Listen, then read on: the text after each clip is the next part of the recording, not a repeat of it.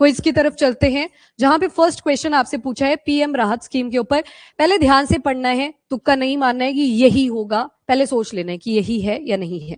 और आपसे पूछा है करेक्ट ही आपने बताना है। पीएम राहत स्कीम के under cashless medical treatment provide करा जाएगा 1 लाख का for victims of road accident across India. ये पहली स्टेटमेंट है। दूसरा स्टेटमेंट बोल रहा है कि ये मेडिकल ट्रीटमेंट एक्सपेंसेस को अप टू 30 डेज तक कवर करेगा। जिस भी पर्सन का एक्सीडेंट हुआ था, जब एक्सीडेंट हुआ था उस डेट से लेके 30 डेज, मतलब 1 महीने का ट्रीटमेंट। एंड थर्ड स्टेटमेंट बोल रहा है EDAR platform, that is electronic detailed accident report जो होगी मिनिस्ट्री ऑफ रोड ट्रांसपोर्ट और हाईवे के पास रहेगी, ताकि इंप्लीमेंटेशन में जो मिनिस्ट्री ऑफ हेल्थ है उसको कोई प्रॉब्लम ना आए। एंड चौथा बोल रहा है ये ट्रांजेक्शन मैनेजमेंट सिस्टम को नेशनल हेल्थ अथॉरिटी के इंटीग्रेट करके रखेगी, ताकि पेमेंट्स वगैरह इजीली करी जा सके। हाँ जी, पहली स्टेटमेंट ठीक है। दूसरी स्टेटमेंट ये गलत है। कितने दिन का था? 7 डेज। गोल्डन आवर तो है ही, वो तो 60 मिनट्स का रहता है। तब आपने हॉस्पिटल लेके जाना है और जो भी आप एड उनको प्रोवाइड कर सकते हो वो प्रोवाइड। ये ट्रीटमेंट की बात कर रहे हैं जो 7 दिन तक चलेगा। एंड अगला ठीक है, ईडीएआर को लेके बोला था, और ट्रांजेक्शन मैनेजमेंट सिस्टम इसको लेके भी बोला था कि इंटीग्रेट करना पड़ेगा, ताकि हॉस्पिटल में जब भी कोई केस आए फटाफट से वो लिंक्ड हो। तो यहाँ पे आपका आंसर हो जाएगा 1। ओहो, ये ऑप्शन गलत। हाँ, ये 1, 3 एंड 4। दूसरा गलत था ना, 7 डेज का था। चलो ठीक है, इसको ध्यान में रखना। अगला क्वेश्चन कॉफी को लेके है। ये हमने आर्टिकल किया नहीं था। अब हर एक क्रॉप की, हर एक फ्रूट की, हर एक इंग्रेडिएंट की बार बार लिस्ट आती रहती है, इसको यहीं पे कवर कर लेना। पहला स्टेटमेंट बोल रहा है इथियोपिया और युगांडा कॉफी एक्सपोर्ट रेवेन्यू इनका बढ़ चुका है फूड इंपोर्ट के कंपैरिजन में। मतलब जो एक्सपोर्ट है वो ज्यादा कर दिया है इंपोर्ट के कंपैरिजन में। 2024 में पेरू और कोलंबिया ये लीडिंग कॉफी एक्सपोर्टर्स थे।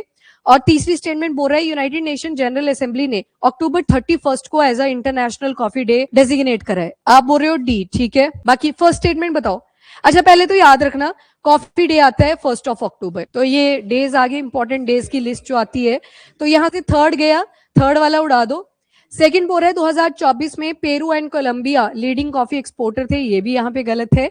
और जो पहली स्टेटमेंट है इथियोपिया एंड युगांडा, जितने भी ये छोटे छोटे नेशंस हैं या जो लो इनकम कंट्रीज हैं, स्पेशली वो, उनकी इकोनॉमी एक्सपोर्ट से आ जाती है। और वो भी स्पेशली जैसे कॉफी वगैरह अगर वहां पे उगती हो तो उनको ठीक ठाक फायदा हो जाता है।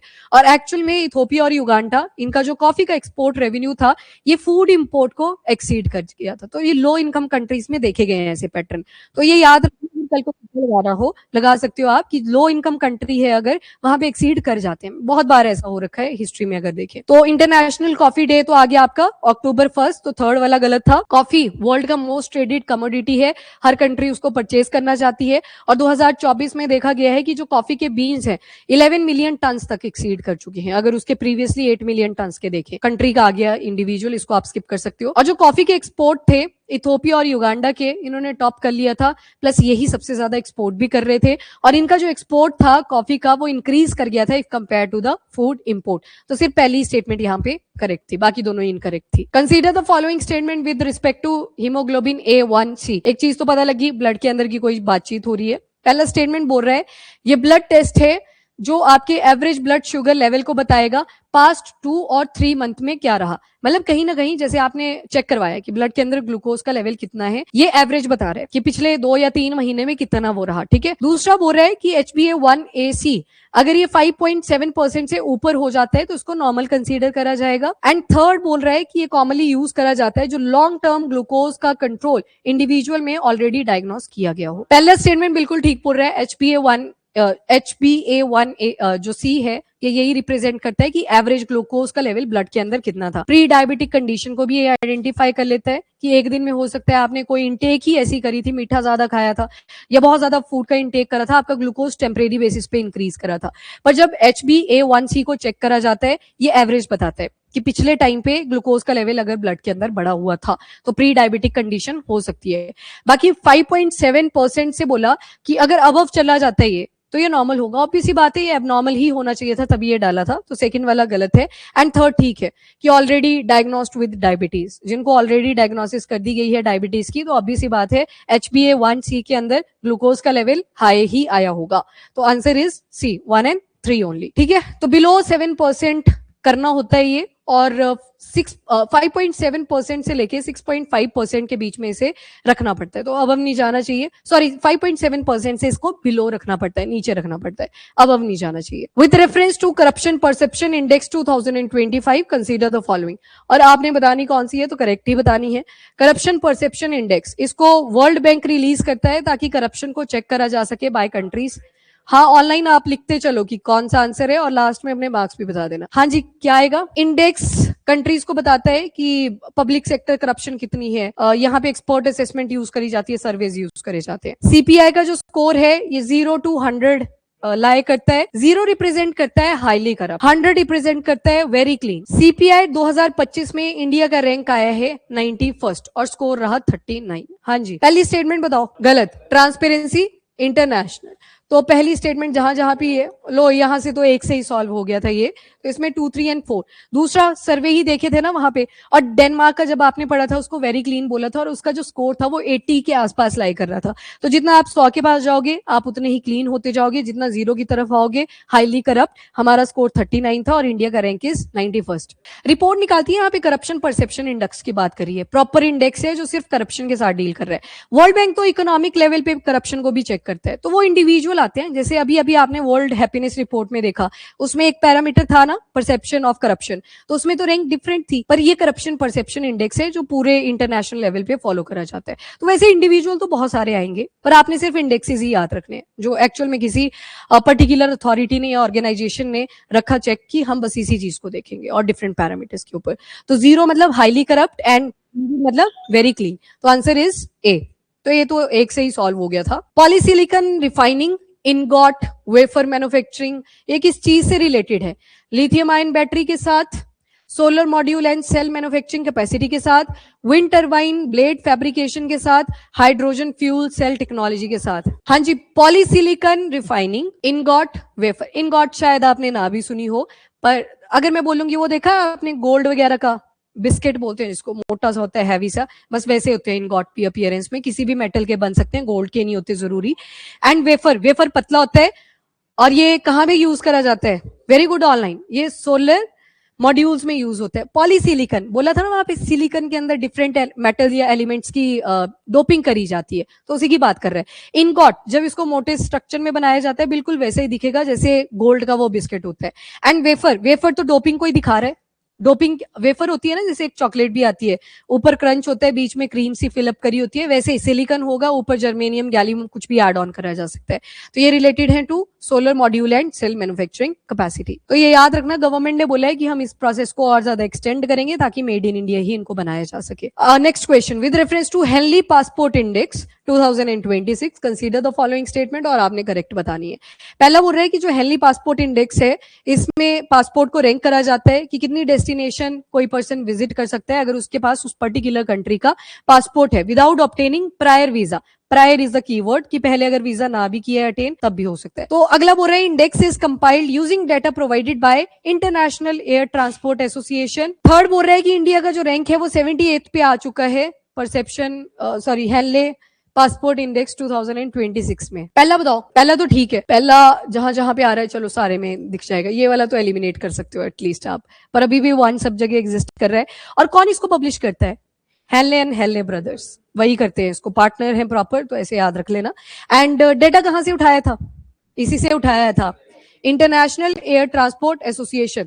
तो दो जहां पे है तो दोनों ही ऑप्शन में ये वाला गया अभी के लिए। तीसरा पता होना जरूरी था, और ये फैक्चुअल इन्फो है। रैंक कितना था हमारा? 75th। इसमें हमने 3 रैंक इंप्रूव करे थे, तो आंसर इज ए 1 and 2। ये फैक्चुअल था, रैंक याद रह गया तो ठीक है, नहीं तो गलत भी हो सकता है। Okay, next is with reference to rebasing. Rebasing मतलब वो जो बेस ईयर चेंज करा है 2022-23 अभी सेट करा गया था, तो उसके क्या क्या बेनिफिट्स हो सकते हैं या क्या क्या कॉन्सिक्वेंसेस हो सकते हैं उसको लेके पूछे, और आपने करेक्ट ही बताना है। बेस ईयर को रिवाइज करा जाता है ताकि थोड़े बहुत इकोनॉमी के अंदर स्ट्रक्चरल शिफ्ट करे जा सके, और जो एक्यूरेसी है इकोनॉमिक एस्टिमेट्स की उनको और इंप्रूव करा जा सके। क्योंकि पहले बेस ईयर 2011-12 था, तो आप पास्ट को ज्यादा बेस बना के चले हुए थे, अब बेस ईयर बना दिया 2022-23, तो उससे क्या बेनिफिट आ सकते हैं? पहला स्टेटमेंट कॉन्सेप्चुअल सा है, थोड़ा सा देख के चलना। अगला बोल रहा है रीबेसिंग की वजह से आप जीडीपी और जो भी रिलेटेड इंडाइसिस हैं उनको और बेटर कैप्चर कर सकते हो कि इमर्जिंग सेक्टर कौन कौन से हैं, कहां पे ज्यादा फोकस करने की जरूरत है। अगला स्टेटमेंट बोल रहा है रीबेसिंग की वजह से आप अलाइनमेंट भी बनाते हो इंटरनेशनल बेस्ट प्रैक्टिसेस अडॉप्ट करने की। जैसे जब सीपीआई का बेस ईयर आपने पढ़ा था, वहां पे भी आपने देखा था कि यूनाइटेड नेशन की पॉलिसीज को हमने फॉलो करा था।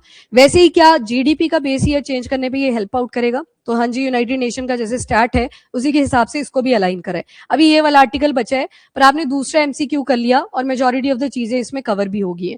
तो इसमें डी ऑप्शन आएगा 1, 2 एंड 3। ये सारी चीजें होती हैं। बेस ईयर को चेंज करने का मेन मोटो यही होता है कि एक तो स्ट्रक्चर में शिफ्ट करने हैं और कौन सी इमर्जिंग टेक के ऊपर हमें ज्यादा फोकस करने की जरूरत है, या कौन सा सेक्टर ज्यादा फ्लरिश कर रहा है, किसके ऊपर फोकस कर सकते हैं। प्लस इंटरनेशनल जो स्टैंडर्ड्स होते हैं उनको भी हम मीटअप करते हैं। तो 1, 2 and 3 D. United nation statistical commission, वहां से ये डेटा देखे गए हैं, तो ग्लोबली कंपेयर करा जा सके, तो इसी वजह से इंटरनेशनल डेटा भी ऐड करा जाता है।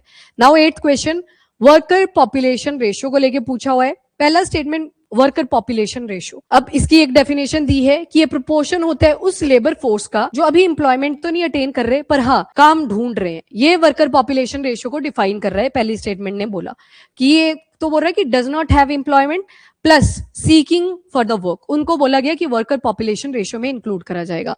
अगला स्टेटमेंट बोल रहा है कि अगर वर्क पॉपुलेशन रेशियो इंक्रीज करती है तो ये की इंडिकेटर होता है कि ज्यादा लोग एक्चुअल में काम कर पा रहे हैं और जो अनएम्प्लॉयड है उनका रेट घटता जा रहा है। वर्क पॉपुलेशन रेशियो, ओवरऑल जो वर्क पॉपुलेशन रेशियो है पर्सन जिनकी उम्र 15 या उससे ज्यादा की है, वो नवंबर 2025 में उसका डिक्लाइन देखा गया है।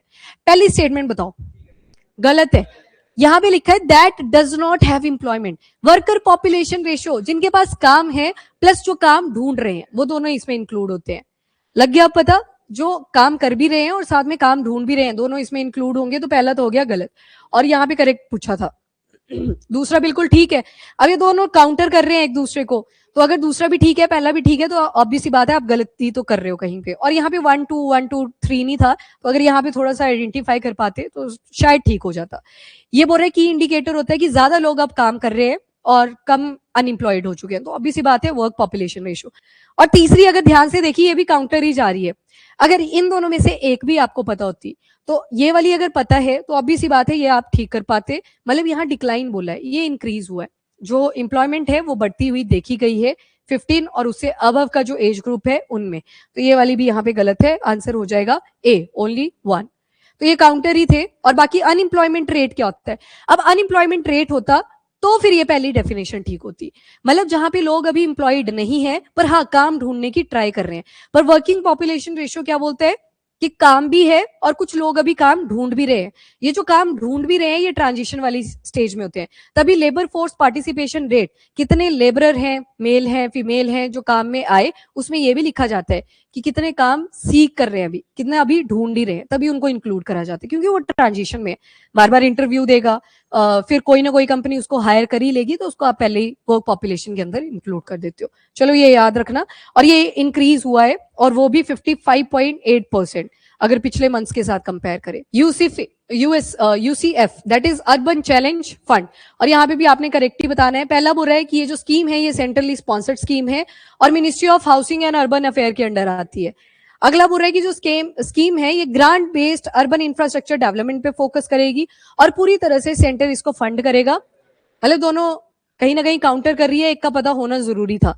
एंड यहीं से कर लो पहले, तो दूसरी का आपको पता लग गया है कि गलत है, तो ये भी गया, ये भी गया, आंसर आपके पास बी बचा हुआ है। तो 1 एंड 3। और तीसरा बोल रहा था कि जो फंड, और यहाँ पे लिखा ना कि फुल्ली सेंट्रली गवर्नमेंट नहीं, यहाँ पे ग्रांट बेस्ड एड्स भी लाई जाएंगी, वर्ल्ड बैंक ने भी पार्टिसिपेट करा है, तो स्टेट्स भी आएंगी, तो सभी का मिक्सचर है और सेंट्रली स्पॉन्सर्ड है।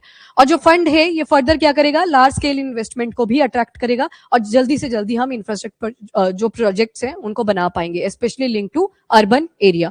तो मिनिस्ट्री का नाम तो स्कीम के साथ ही याद रख लो, और बाकी सेंट्रली स्पॉन्सर्ड है, तो यहां से क्लियर हो रहा है। अगर आपको पहला पता था तो दूसरा इसके काउंटर था, तो answer is B. Next, India का first cow culture museum recently news में था, कहां पे बनाया जाएगा? मथुरा।